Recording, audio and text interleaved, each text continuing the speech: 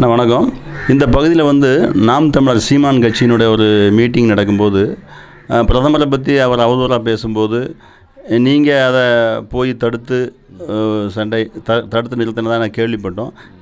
அதாவது ஒரு அரசியல் கட்சி அப்படின்னாலே ஒருத்தரை தாக்குறது பேசுகிறதுங்கிறது ஒரு இயல்பான ஒரு விஷயம். அப்படி நடந்த சூழ்நிலையில் உங்களுக்கு ஏன் அப்படி ஒரு சூழ்நிலை ஒரு ஆவேசம் வந்துச்சு? இவன் சொன்ன உடனே நான் என்னை பார்த்த உடனே நரேந்திர மோடியை செருப்பிட்டு அடிப்பேன் அப்படின்னு அந்த வார்த்தையை சொல்லார். நான் அப்போ அங்கே மேடை முன்னால் வண்டியை நிப்பாட்டிட்டு காவல்துறை அதிகாரிகள்லாம் நின்னாங்க. அப்போ என்னென்னா இந்த மாதிரி இப்படி ஒரு நாட்டினுடைய பிரதமராக செருப்பிட்டு அடிப்போம்னு சொல்லுவாங்க, நீங்கள் அதை கண்டுக்கிடாமல் இருக்கியா, இவனுக்கு என்ன நீங்கள் பாதுகாப்பு கொடுக்கியா அப்படின்னு நான் அவர்கிட்ட காவல்துறையிட்ட கேட்டேன். நீங்கள் காலையில் ஒரு பெட்டிஷனை கொடுங்க அப்படிங்கிற வார்த்தையை அவர் சொன்னார். பெட்டிஷன்லாம் கொடுக்க முடியாது, ஒன்று இப்போ நீங்கள் நிப்பாட்டணும் இல்லை நான் நிப்பாட்டுவேன் மீட்டிங்கை. ஒன்று என்னையும் சேர்த்து ரிமாண்ட் பண்ணி 15 நாள் ரிமாண்ட் பண்ணிட்டாங்க. அந்த கேஸ் இன்னும் நடந்துக்கிட்டு இருக்கு. இதை நம்ம கட்சியிலேருந்து யாருமே இதுவரை கேட்கல. நான் இதை எனக்கு கண்டிஷன் மேலே சென்னையில் திருவள்ளூரில் போட்டாங்க. ஒரு மாதம் அங்கே இருந்தேன் என் வேலைக்காரங்களோட சேர்ந்து. எனக்கு ஒரு 5 லட்ச ரூபா இதில் நஷ்டம்.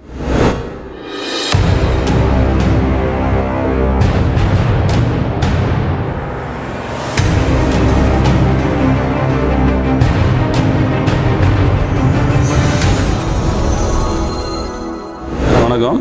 இந்த பகுதியில் நாம் தமிழர் சீமான் கட்சியினுடைய ஒரு மீட்டிங் நடக்கும்போது பிரதமரை பற்றி அவர் அவதூறாக பேசும்போது நீங்கள் அதை போய் தடுத்து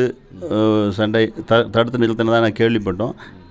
அதாவது ஒரு அரசியல் கட்சி அப்படின்னாலே ஒருத்தரை தாக்குறது பேசுகிறதுங்கிறது ஒரு இயல்பான ஒரு விஷயம். அப்படி நடந்த சூழ்நிலையில் உங்களுக்கு ஏன் அப்படி ஒரு சூழ்நிலை ஒரு ஆவேசம் வந்துச்சு? அதை தொடர்ந்து என்ன நடந்ததுங்க? நான் 2019 நான் ஏற்கனவே செங்கல் சூளை வச்சுருக்கேன். எங்கள் செங்கல் சூளையிலேருந்து எங்கள் வேலை 7 மணி அளவில் நான் ஊருக்குள்ளே வந்துக்கிட்டு இருக்கல, இவங்க மீட்டிங் நடக்குது. நான் தமிழர் மீட்டிங்கு பேசிக்கிட்டு இருக்காங்க. நான் என் வேலையாலேயே என் பைக்கில் கூப்பிட்டு மேடை வழி தான் அவங்க வீட்டுக்கு போகணும். அப்போ அங்கே விட்டுட்டு நான் திருப்பி வரையில் அந்த சீமான் கட்சி செயலாளர் முஸ்லீம் அந்த பையன். அப்போ நாங்கள் கொஞ்சம் பக்கமாக வரையிலே பேசுறது ஒரு தேவர் பையன். அவனுக்கு வெளியூர், இங்கே எப்படிங்கிறது தெரியாது. இவன் சொன்ன உடனே நான் என்னை பார்த்த உடனே நரேந்திர மோடியை செருப்பிட்டு அடிப்பேன் அப்படின்னு அந்த வார்த்தையை சொல்லார். நான் அப்போ அங்கே மேடை முன்னால் வண்டியை நிப்பாட்டிட்டு காவல்துறை அதிகாரிகள்லாம் நின்னாங்க. அப்போ என்னென்னா இந்த மாதிரி இப்படி ஒரு நாட்டினுடைய பிரதமராக செருப்பிட்டு அடிப்போம்னு சொல்லுவாங்க, நீங்கள் அதை கண்டுக்கிடாமல் இருக்கியா, இவனுக்கு என்ன நீங்கள் பாதுகாப்பு கொடுக்கியா அப்படின்னு நான் அவர்கிட்ட காவல்துறையிட்ட கேட்டேன். நீங்கள் காலையில் ஒரு பெட்டிஷனை கொடுங்க அப்படிங்கிற வார்த்தையை அவர் சொன்னார். பெட்டிஷன்லாம் கொடுக்க முடியாது, ஒன்று இப்போ நீங்கள் நிப்பாட்டணும் இல்லை நான் நிப்பாட்டுவேன் மீட்டிங்கை. அந்த வார்த்தையை சொன்னதான் அவங்க எதுவுமே சொல்லலை. நான் மேடையில் ஏறி அவங்கள தாக்குன உடனே தான் போலீஸ் பக்கம் அவங்கள நீ உடனே மேடையை நீ பிரிக்கணும், உடனடியாக காலி பண்ணணும், இல்லைனா உள்ளே அடப்போம்னா அப்படி சொல்லிக்கிட்டு இருக்கையில அந்த செயலாளர் கிட்டே நிற்கல.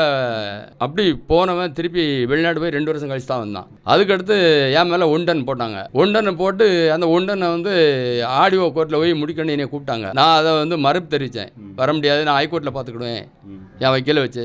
வர முடியலன்னா அப்போ நீ பார்த்துக்கிடும் அப்படி பண்ணி என்னை மிரட்டாங்க. அது நீ அந்த மிரட்டுக்கெலாம் நாங்கள் 5 ஆள் கிடையாது. எங்கள் தலைவரை பேசினா நான் அதை செஞ்சேன்.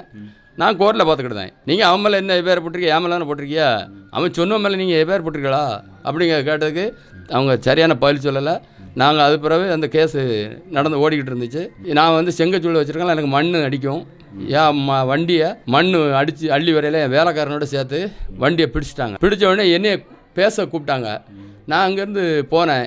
என்னையை மரியாதை குறைவாக பேசினேன். ஏன் சட்டையை பிடிக்க வந்தாங்க, நானும் பதிலுக்கு பேசினேன். கிட்ட வந்தேன்னா நீ என்ன பண்ணுவேன் அதை நானும் பண்ணுவேன் அப்படிங்கிற வார்த்தையை நான் சொன்னேன்.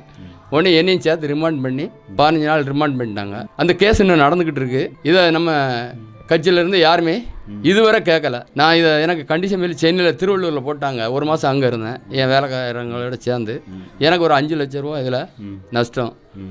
இதில் நான் பாதிக்கப்பட்டிருக்கேன். இதை நம்ம கட்சிக்கும் மேலே மாநிலத்துக்கு இவங்க யாருமே தெரியப்படுத்தலை. அப்படியே ஆஃப் பண்ணிட்டாங்க. இன்னும் கேஸு ஓடிக்கிட்டு இருக்கு. அதனால் அதை தயவு கூர்ந்து நம்ம இதை நீங்கள் கட்சி மேலிடம் இதை என்னங்கிறது கேட்டு அதையும் எனக்கு நல்லபடியாக பண்ணி தரணும். நான் கிட்டத்தட்ட கட்சியில் 25 வருஷமாக இருக்கேன். 2000 மார்ச்சில் கட்சியில் சேர்ந்தேன். இன்றைக்கி 2024 நடந்துக்கிட்டு இருக்குது. நான் பல பொறுப்புகளெல்லாம் இருந்திருக்கேன். நகர தரையிலிருந்து ஒன்றிய தலைவராக 2 ட்ரிப்பு. அப்போமெல்லாம் ஆளே கிடையாது.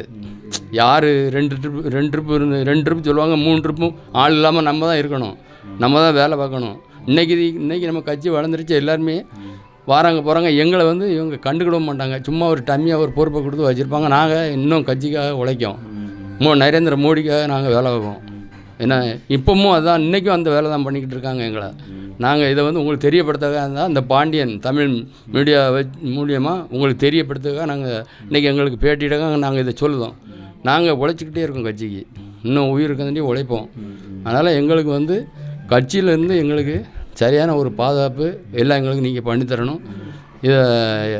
இந்த மீடியா மூலம் நாங்கள் இதை தெரியப்படுத்துவோம். நன்றி, வணக்கம். நன்றி.